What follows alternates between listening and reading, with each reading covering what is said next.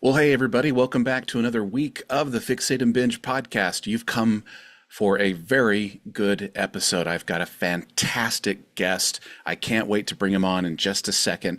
But to set that up, I want to talk a little bit about how this topic came to be, which was rather quick.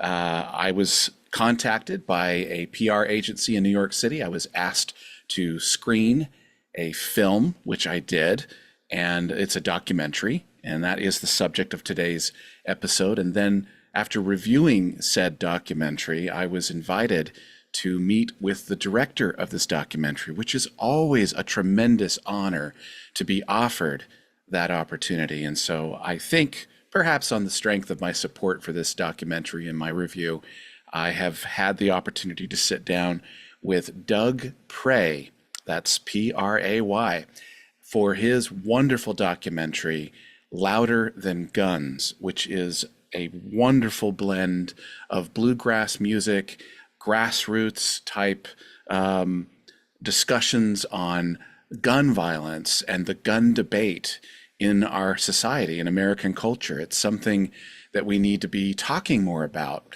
The problem is that so often, as you'll hear in the podcast, how we talk about it tends to be the problem. And so this documentary, in my opinion, restores hope that we can relearn and re-engage with the ability to actually discuss tough, divisive issues affecting Americans today. So anyway, what I want to do before I play the trailer for that, I want to tell you just a couple things that I've been watching lately, which I think are worth your time.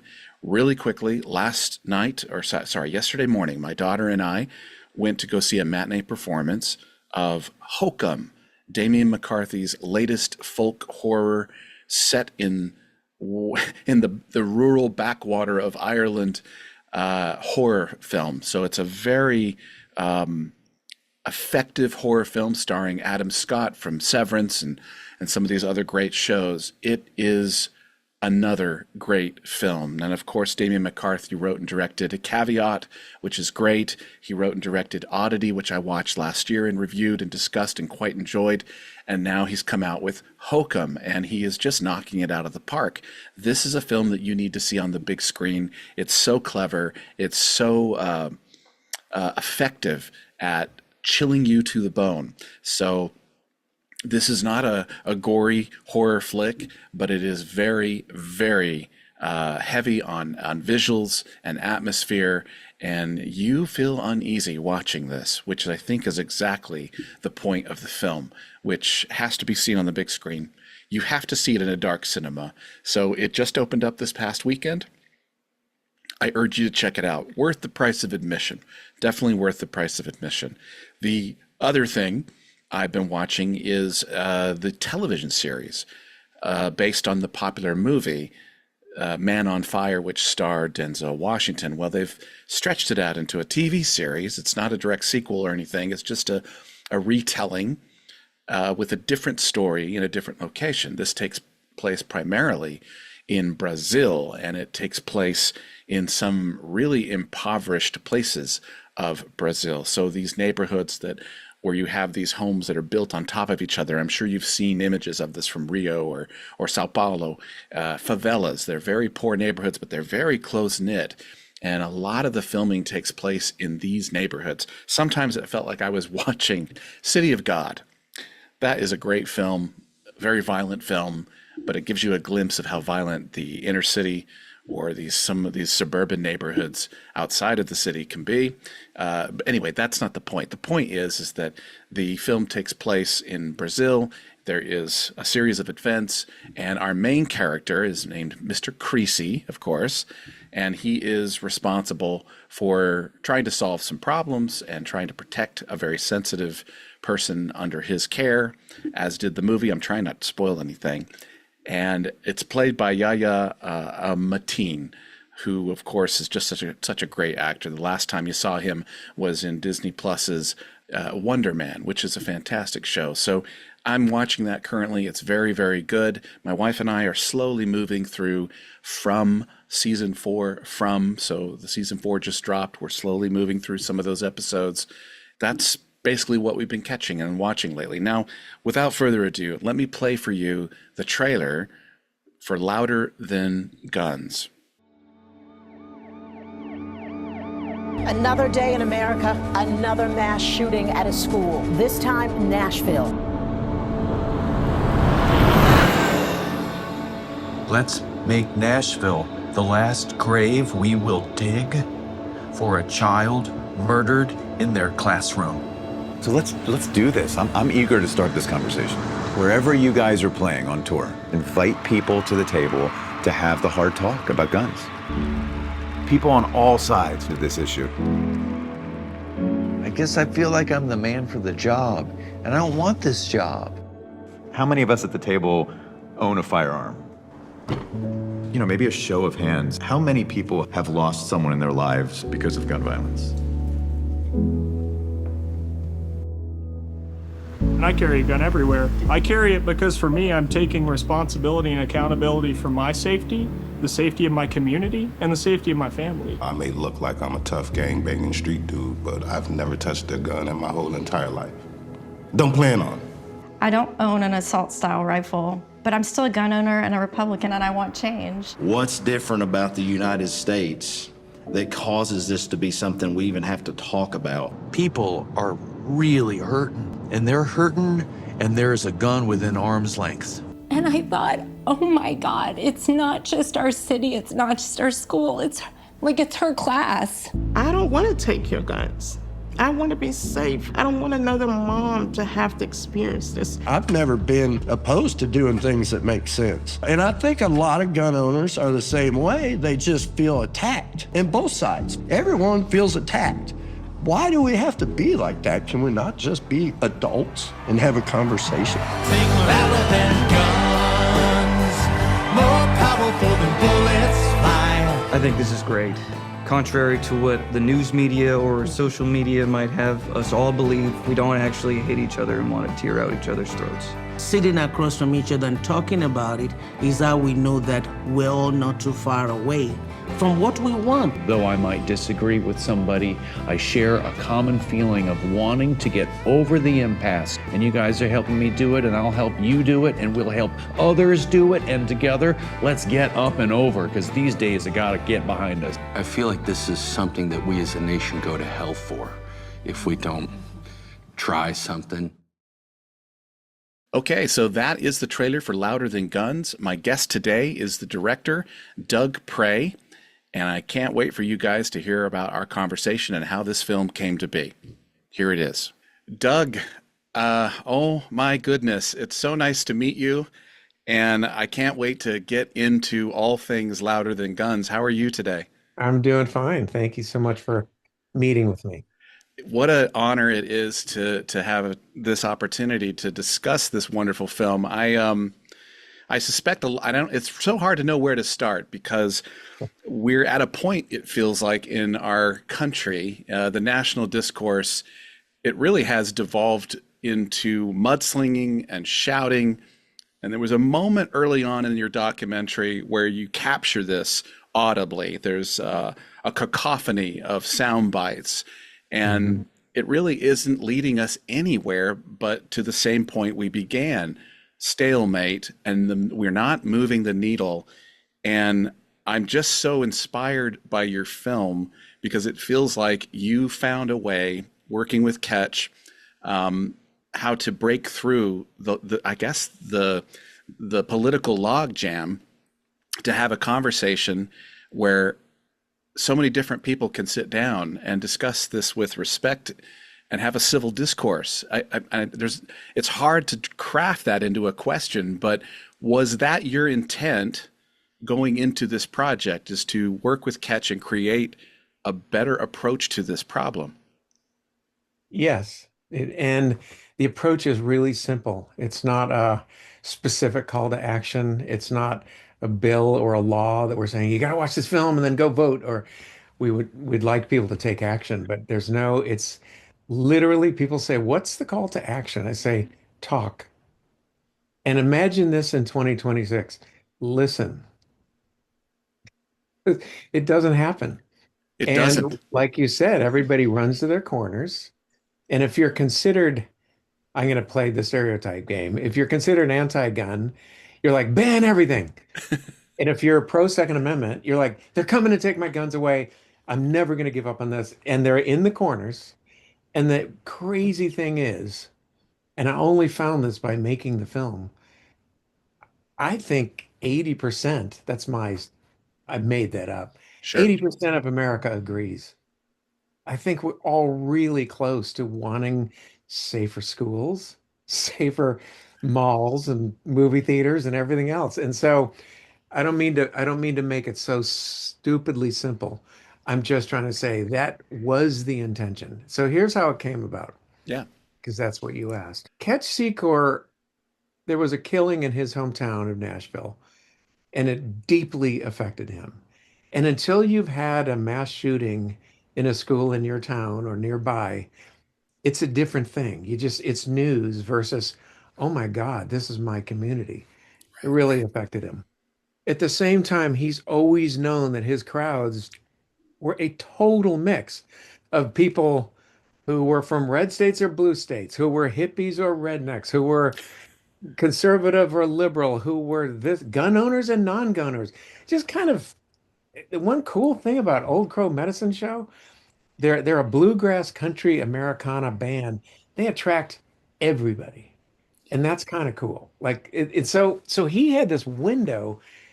He says it in the movie. He says, God, if these guys can sing and dance right in the front row of my show together, why can't they talk about something that we country singers should be probably singing about, since we sing about pain and issues and everything else? And so he was like, why can't we meet at the table? And then David Green, I'll make this quick. I mean, basically, David Green is a former NPR, he used to do Morning Edition. So a lot of people, when they hear his voice, go, oh, I know that voice. But he also is a host of Left, Right, and Center, which is a great public radio show right now. And he does many other podcasts and things. He knew me and he called me, said, Ketch wants to do something. What should we do? And the three of us talked, and we just kept coming to this idea of like, conversation is what's not happening. And I don't know if it was my idea or Ketch's or David's, or all three of us just came upon this idea of, let's just follow the band, because the band goes around the country. So let's just follow them around to their different places where they play, and let's have conversations. And that sounds weird, but that's exactly what we did. So we'd meet and we'd get like 8 or 10 people together in a cafe in a town they were playing in that night, or at a church in a city they were playing in the next night, or you name it. And we only did so many locations, but it kind of was it was a very incredibly diverse group of rural, urban, small town, big city, a lot of, gun owners and non-gun owners. And we just tried to mix it up as much as we possibly could. I am so thankful for that description, and I'm so happy that you guys came up with this idea, because you're right. You guys you cut a nice swath across Americana, and you were in Missoula, Montana. I have roots in Missoula, Montana. My grandparents are from there. Really? Yeah, you have roots in Montana, but you're also in the deep South. You're in areas that have very strong feelings about the Second Amendment. And what I liked about this is you found common ground to sit down with people and have a civil, respectful discourse without the typical talking point mudslinging that we often hear.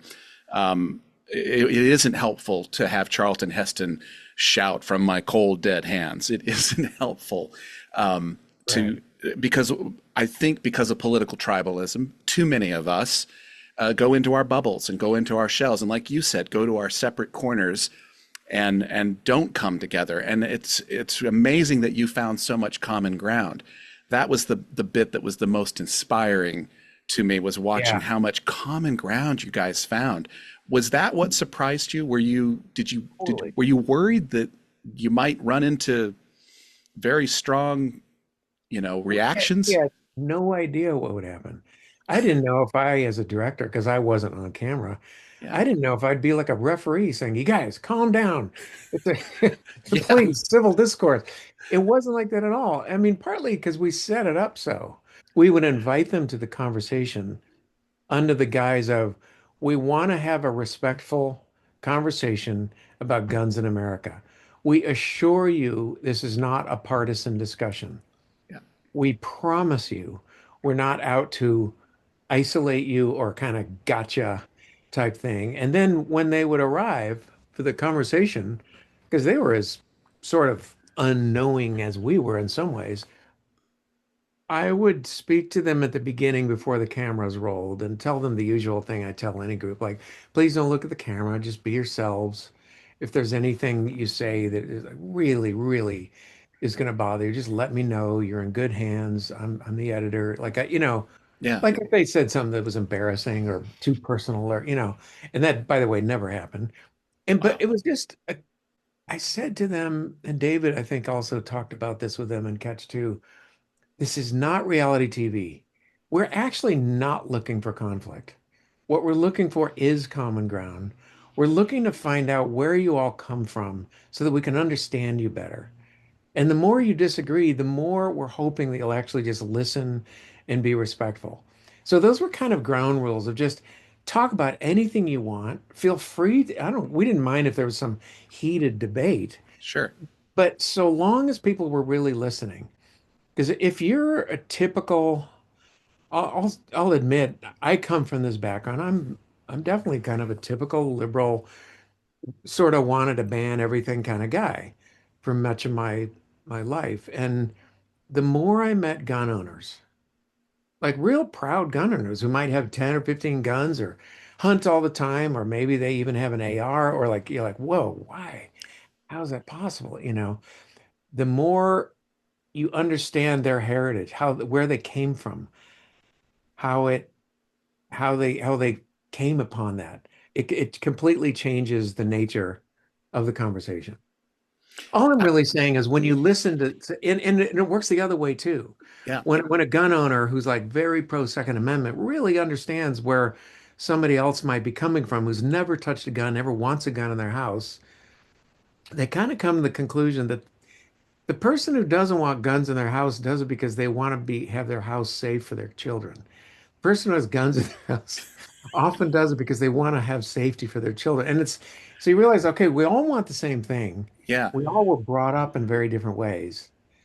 And I guess I'm not trying to make it sound like kumbaya, like we're all holding hands. And it's not like that. It's just to understand it really starts to shift you all towards the middle in a healthy way. I appreciate that because I remember, I follow Michael Moore. He's one of those great documentarians, and one of the things that was one of the most powerful moments in his landmark documentary, Bowling for Columbine, was he sat down with, of all people, a very polarizing celebrity, Marilyn Manson, and asked, and I'm paraphrasing, what would you have done differently with these kids? And the kids that did the Columbine massacre, which is horrifying. And he said, I would have listened to them. And that to me was one of the most powerful moments that came out of that.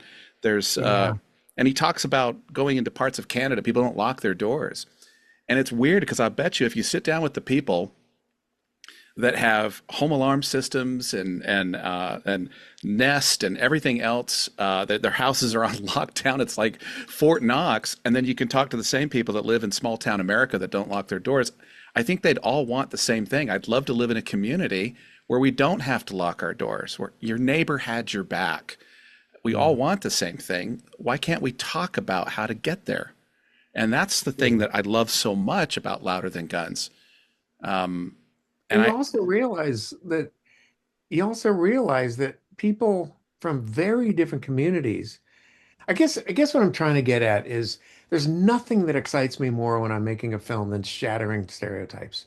And I've never really made, if you know my work, I've never really made political films. I've never made an advocacy film that's like, okay, this is for pollution, fighting pollution or guns or anything. Right. I've never done that. I make celebrations of culture and people, and And so, but this idea of shattering stereotypes is always something I've enjoyed, even in those films, where it's like, oh, they think this guy is Mr. Hip Hop Bravado, but he's really this. Or they think this guy is like a total, like, whatever, artist type, this kind of guy, from this background. But Yeah. he's really this. He's really intense, and vice versa. Like, I Yeah. just love taking people and saying, you don't know anything about this person because you're judging them, and follow me in this movie, and I'm going to show you how human they are, how troubled they are, how amazing they are, how incredibly talented they are, like all these things. And so Yeah. in this film, it got to be just the same thing. You'd be like, oh, you'd walk into a meeting and we'd start filming and I'd say, oh, I know. Like, in my mind, I'm doing the same damn thing. I'm going, I know what this person thinks. And then out of their mouth is like, oh, not at all. Just not at all. There's plenty of liberals who do have ARs and guns. There's plenty of conservatives who are much in favor of regulation and red flag laws and all the rest of the politics. But it crosses across. There's just a lot of guns in this country, and a lot of people who have strong opinions about them. And the more we can talk and try to figure it out, the more you can figure out legislation that will actually work. That's such a good point to make, because you're right.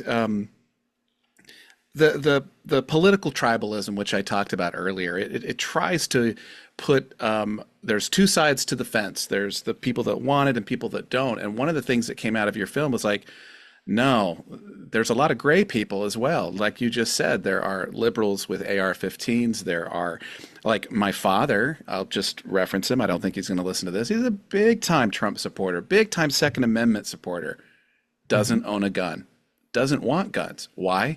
Because his father was murdered by a gun. Before I got to meet him. I can't even call him grandpa because I never really met him. Our family's been affected by gun violence. My nephew was murdered during a home invasion in Orlando, Florida. He woke up in the middle of a home invasion and he was killed in his own home, and they never solved it. Same with my grandfather's murder. So it's really strange. And then I have a younger brother who's a retired special forces. He's ready for the apocalypse. He's got an arsenal in his house. But even with my dad and my brother, when we have these mass shootings, we can at least agree. Maybe some background checks, maybe some gun regulation. We're not trying to take them away, but can we at least agree that something has to change? Yeah. So yeah, I think for me, just coming more at it from the liberal side, it was very interesting for me to change. Because it's always like, if only those people would change their view. And David Green, you kind of see his trajectory a little bit in the movie, where he's near the end, he's talking about, like, I'm a little nervous to kind of state some of these thoughts I'm having with my wife and my friends, because there's expectations, but I'm seeing another side. I have a more open mind now. And that's a difference, Didn't David towards the end say, I kind of am more in support of the Second Amendment now than I was coming into this? Well, he doesn't say that directly, but he certainly admits that a few years ago he would have been ban everything kind of guy. Yeah. And he's not now, partly because I think we're all realizing that you just can't ban everything in this country. Yeah. For many, many, many decades, even though it might be a nice dream for some people. Yeah. And so then it's really about, well, then what else can we do? And how do we do it? And it's always the social. Do we change the social situation, or do we get rid of more guns? Because they're both. Yeah. I don't mean to, I sometimes worry that when I'm talking about this film that I make it sound so easy. Just talk to each other, folks, and it'll all be fine. But I do know that it's a way forward. That I feel really confident in. That's the thing that came forward for me more than anything else, was that, hey, this documentary, first of all, whatever expectation you're bringing to Louder Than Guns, this is not the cure. This is not a panacea. This is not saying, hey, everyone, we solved the gun problem, gun violence. This is the solution. No, what it is we have lost the ability in America to talk about it civilly.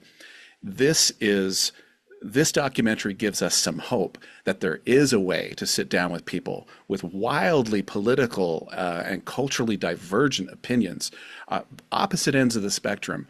If you think there's no way we can, I mean, I do like one of the people you interview. I assume he's more of a right winger. He says, "Turn off the news." My advice is turn off the news.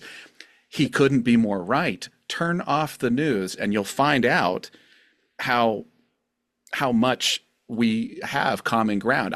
This isn't a gun story, but I remember a couple years ago, I was flying down the freeway. I was driving down the freeway here in California, and in front of me, a truck pulling a trailer changed lanes and flipped. It collided with another car, and it began tumbling down the freeway.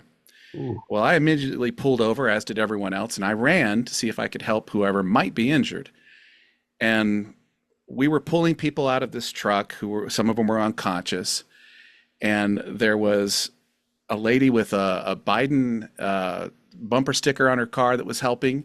There was a guy with a MAGA hat checking vitals. Mm. And I got a little hopeful. I got a glimpse of America. Sorry to get a little emotional here, Doug. I got a glimpse, and I said, this right here, this is what we need more of. We can come together. And our media keeps pulling us apart. The gun lobby, these politics, they keep pulling us apart. Anyway, there's not a question on the end of that, but I was just giving you, when I saw your powerful story, a very powerful story. And I completely know what you're talking about. Yeah, and your film gave me hope. Like it tapped back into those feelings I had standing there in the freeway, hoping these people survive, and just watching us come together. And you just don't see that anymore until then. And then your film brought back a lot of those memories. I got a little emotional watching your film. I got emotional listening to the music of Old Crow Medicine Show. I got inspired by listening to Ketch's his feelings from his heart. I just, were there any moments in this film that surprised you when the cameras weren't running?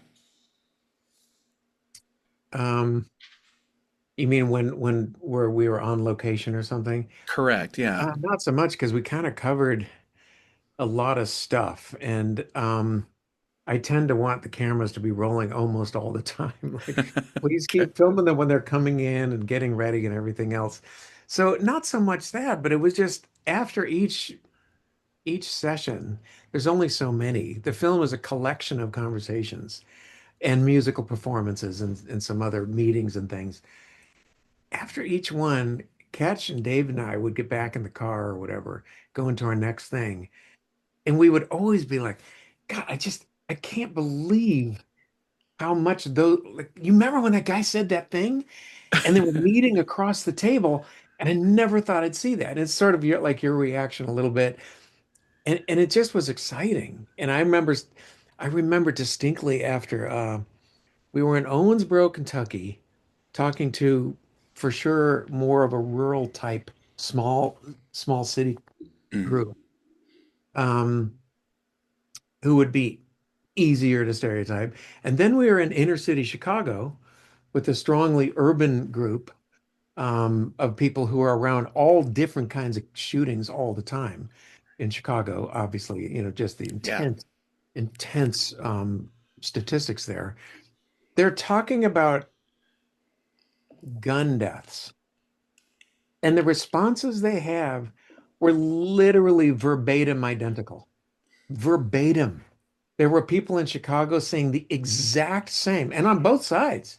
Yeah. There were people who were like very much pro, we need to keep our guns for different reasons, but we have to have our guns. And other people saying, I don't want guns in my community. This is the problem. And then same in the other community. And it was just, that was the revelation. And I remember after filming those going, oh my God, I'd love to I want to put those both in the movie and people can remember that, and it just helps us get out of our little corners, And I love that about the film, because that is a perfect example of finding common ground, whether you're in Chicago or you're Missoula, Montana, or Kentucky, or wherever you guys are, common sense prevails, and we often call them common sense gun laws. Not to sound glib, but it's like, think about what that means. Common sense, meaning you can find a common opinion that that what we're doing isn't working and we need to change. And that's that famous Albert Einstein quote. The definition of insanity is doing the same thing over and over again and expecting a different result. That's what right. we've been doing isn't working. So what can we do? And I think when we grew up back in the day, there was a phrase that you'd heard all the time from politicians, and it was called the common good. You don't hear that anymore. It's just, it's gone from the vernacular of politics today. Just this idea that let's do something, even if we have to cross the aisle, that might be good for everybody. What an idea. It's sad that that's radical. Yeah, you're a pinko commie for saying that, Doug. How dare you? Yeah, right. Yeah, that's right.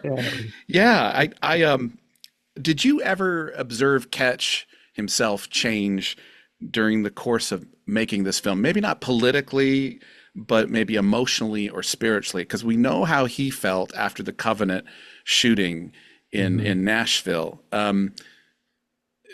But as you guys are going around the country and you're sitting down with people who've been affected by gun violence or have strong feelings, did you notice any spiritual or emotional changes that you thought that Ketch was experiencing? Or did he ever express what this process or what this experience did for him? First of all, he's a very emotional person in the way that a lot of great artists are. He's a brilliant artist. Yeah. And so he's used to sharing his inner feelings and his emotions. And and with that comes a vulnerability. And it's not a criticism. The film was not easy for him. He was laying it all on the line. He's taking even his musical reputation and putting it right up there on screen. He's letting me film his band and film him and close-ups and crying sometimes and, sharing very, very personal feelings and stories. And that was not easy for him. And it didn't get any easier as the film wore on. And we didn't film for years on end. It was a fairly focused project. But I do remember on the last night, after one of the last nights of filming, he and David were in the tour bus and they were driving on from our last city performance. And it was just a very emotional thing. I think there was a feeling of, oh God, can we finally stop talking about this? He says this in the movie, but what I'm trying to get at is there's a line where Ketch says, it'd be a lot easier to stop talking about this because it's not easy. It just isn't easy. And as a filmmaker, I don't like telling my friends and family and everybody I know to please go watch this movie on a Friday night about gun violence and gun rights in America. I don't like doing that. You know why? Because who the hell wants to go see a movie about shootings ever? Unless it's like true crime or a violent film, and you know that going in, like, oh, it's a shoot 'em up film. Yeah. I'm not kidding. And I'm not saying I'm not. So what I try to spin is like, listen, it's a music film. And it's inspiring. It's not, we're not preaching. It's not a bloody film. It's actually trying to just show a way to talk about this thing that we all need to talk about. So please come and watch the film. Yeah. Hopefully you'll feel good at the end of it. It's not what you're thinking. Because if you hear about a film that has anything to do with school shooting, you just figure it's going to be very gruesome and very sad. And there are some brutally real moments in the movie, but it's not that kind of a movie. It is a positive film, and the music is the key. That's really was the biggest thing. It was like, wait, if we can do this as a music film, I'm in. Let's do that. Well, that's the perfect marriage. The connective tissue that brings people together is this communal experience of the live music setting, and that's one of the things you talked about earlier that I could see was that there's such a wildly diverse group of people that come and watch Old Medicine Crow music, and I wasn't familiar with their music, Doug, but I am going to be seeking out their music, and if they ever come to California, I'll be seeking them out to see them live. I really enjoyed. I love bluegrass anyway. I really enjoy. It's a romp. I mean, they have some serious and sadder songs, but for the most part, it is just a romp. I mean, they have a blast. I love filming them. And for me, that was the release. We'd have a whole day of talking to people about this like heavy topic. And then I get to go, oh, cool. I get to film a show, which I've done my whole career. I love filming bands. And so it's like I get to be up on stage and like, I loved it. That was fun. That's got to be like a nice detox, like you're sitting down discussing heavy stuff before the show, and then you're like, okay, happy place. Now the music. And same with the edit, because I'd be in the editing room cutting and I go, oh my God, with 10 minutes of talking about this, we got to go somewhere. Where can we go?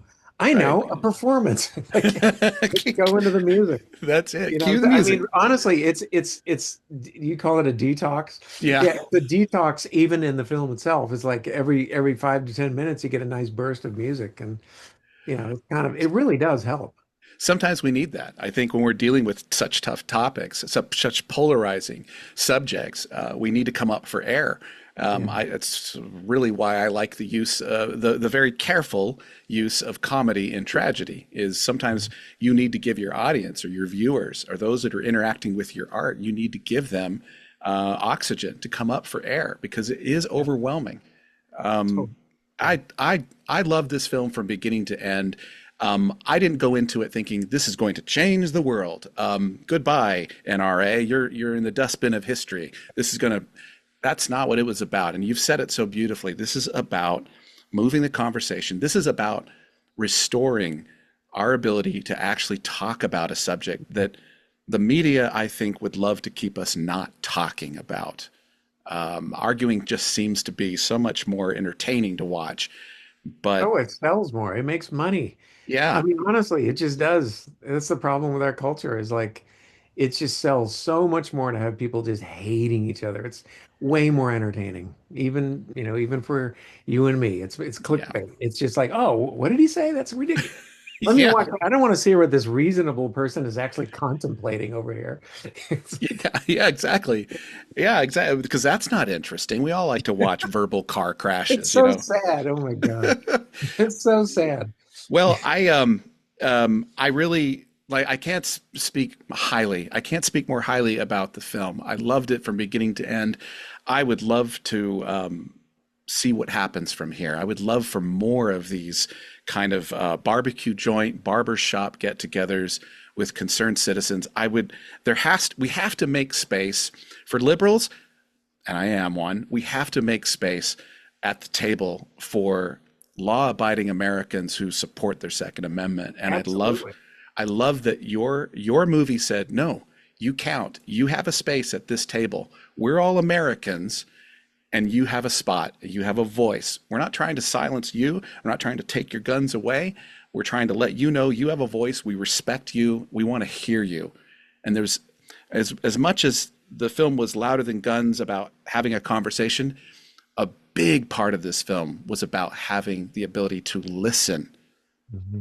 And that's one of the things I loved about this film the whole way through. Thank you so much, Doug, for making this. Well, thank you for that statement. That's beautifully put. I'm really happy to hear that as your conclusion, because that's really what we're after. It really was.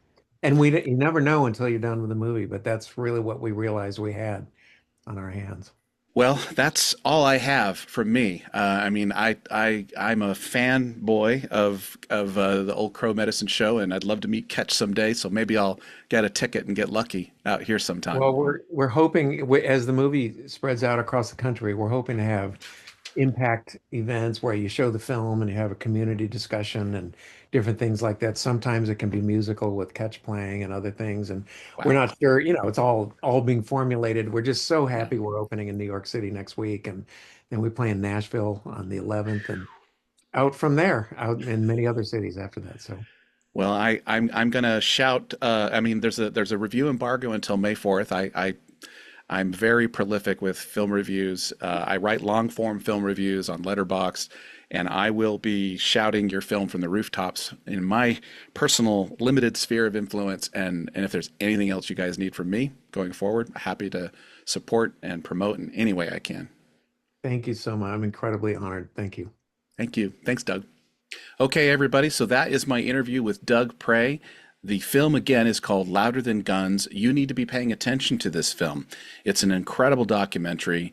It is well worth just witnessing how Americans can come together from all walks of life and sit down and actually talk to one another. This is that film. It does give me hope. Sometimes I'll watch these politicians host these town halls, and those are very controlled. But sometimes those feel a little less authentic. They feel as though some of those questions are pre-planned or rehearsed. This is a raw example of people affected by gun violence in America sitting down and coming together and trying to talk about real solutions, which I hope you'll enjoy when it comes out. Anyway, my review, if you're listening to this, my review is currently available. The review embargo lifted on May the 4th, Monday, which was yesterday. Today is Tuesday that the film podcast is dropping. So anyway, I will see you guys next week. I will have wonderful things coming in the next few weeks, which I can't wait to share with you.